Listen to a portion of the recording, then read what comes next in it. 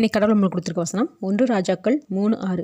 அதற்கு சாலமோன், என் தகப்பனாகிய தாவீது என்னும் உமது அடியான் உம்மை பற்றி உண்மையும் நீதியும் மன நேர்மையுமாய் உமக்கு முன்பாக நடந்தபடியே தேவரீர் அவருக்கு பெரிய கிருபை செய்து அந்த பெரிய கிருபையை அவருக்கு காத்து இந்நாளில் இருக்கிறபடியே அவருடைய சிங்காசனத்தில் வீற்றிருக்கிற ஒரு குமாரனை அவருக்கு தந்தீர். இந்த வசனத்தை கொண்டு கடவுள் மட்டும் என்ன சொல்கிறது பார்ப்போம். தேவன் சாலமோனுக்கு வெளிப்பட்டு உனக்கு என்ன வேணுமோ அதை கேளுன்னு சொல்லும்போது சாலமோன் அவனோட விருப்பம் என்னவோ அதை முதல்ல கேட்காம இங்கே அவன் தகப்பனாகிய தாவீதை எவ்வளவு உண்மையும் நீதியுமாய் தேவனுக்கு முன்பாக நடந்ததுனால தேவன் தாவீதுக்கு பெரிய கிருபை கொடுத்ததை முதல்ல பேசுகிறான்.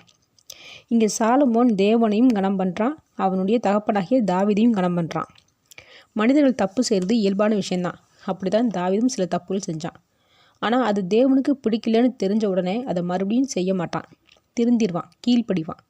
அதனால் தேவன் தாவீது கண்டிச்சாலும் அவனை நேசித்தார். தேவனுக்கும் தாவீதுக்கும் உள்ள உறவு ஒரு நண்பர்களுக்குள்ளே இருக்கிற உறவாக இருந்துச்சு. சரி, இப்படி நம்மளோட குழந்தைகள்கிட்ட தேவன் கேட்கும்போது நம்மளோட பிள்ளைகள் பெற்றோர்களை கனம் பண்ணுற மாதிரி இருக்கோமான்னு சிந்திச்சு பார்க்கணும்.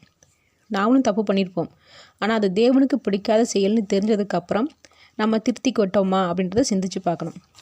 தாவீது கூட நட்பாக இருக்கிறது போல் தேவன் நம்மளோட இருக்கிறாரான்னு சிந்திச்சு பார்க்கணும். இங்கே ஆபிரகாம் சந்ததியை ஆசீர்வதிச்ச காரணமேவும் அவன் தேவனுக்கு பிடித்தமானவனாக இருந்தான். அப்போது பெற்றோர்கள் தேவனுக்கு பிடித்த மாதிரி வாழ்ந்தாங்கன்னா பிள்ளைகள் அனைவரும் ஆசீர்வாதமாக இருப்பாங்க. இப்படிப்பட்ட பெற்றோர்களாக நம்ம இருக்கோமான்னு சிந்திச்சு பார்த்து வாழ்வோம். ஆமேன்.